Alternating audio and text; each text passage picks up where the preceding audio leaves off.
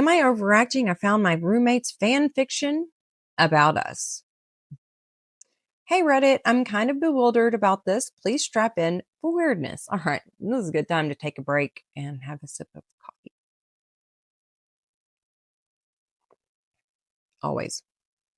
I, female 28, live with a roommate, female 24, and we've been living together for about 6 months now.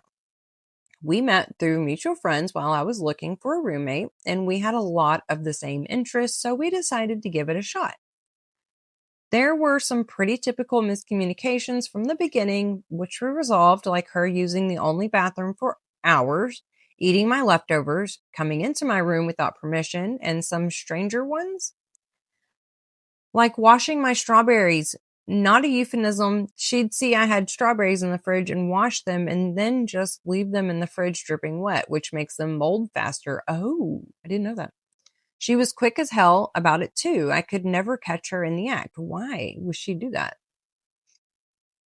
I usually wash them when I eat them. Okay, enough about strawberries.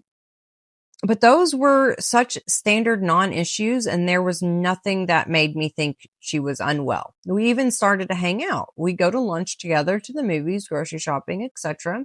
Anyway, we had a system in the kitchen. She would load and I would unload the dishwasher. One day, she loaded the dishes in a very strange way.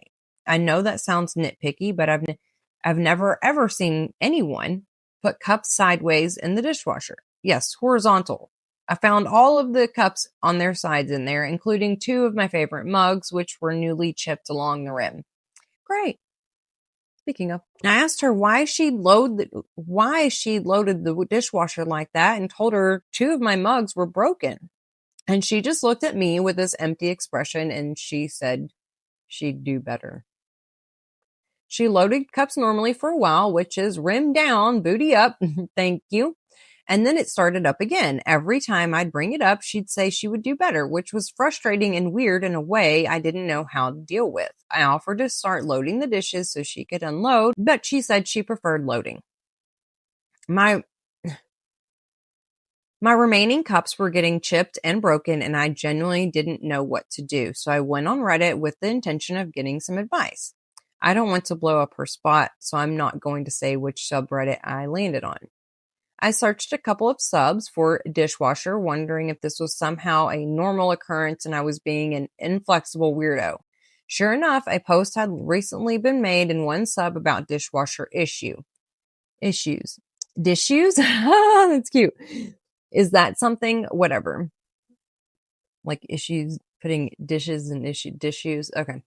In the moment, I thought, oh, wow, so this is a common thing, and figured I could get some advice from the comments. By now, you know that I was very wrong. And this was my roommate's post. She described our very situation and was looking for advice because she was loading the dishes efficiently, and I was kind of bitching about it. But surely my roommate wouldn't say that about me, right? So even then, I figured this had to be someone else. I went on the poster's account and read through the post and was completely horrified. She'd written about every single time we'd gone out to lunch, to the movies, to get drinks, to friggin' Bowlero. I guess it's bowling. These were written from her own perspective while gender bending me into a man. She wrote about all of our hangouts as if we were dating, and her main point of contention was that I preferred to split cost 50-50 instead of footing the bill. You know, like how friends do when they're not dating each other. Wow. She's a psycho. So she also went into weird detail about my personal life and some vulnerabilities I shared with her, thinking she was my friend. I never would have been vulnerable with her had I known she would immediately post about it online. Even though she changed my gender, everything else about me is the same, and it's so violating. I just want to throw up. I'm surprised I haven't thrown up. The part I'm most stuck on is her making me into a man. She's very openly gay and has told me she hates men. Maybe it doesn't matter, but that's a pretty fascinating creative decision. Yeah, I have so many questions. I'm trying not to feel like I live with my stalker, but I kind of feel like I live with my stalker. I'm seriously considering breaking the lease and leaving so that there's no confrontation because I'm kind of scared of her right now. But other than this, she's been a totally normal roommate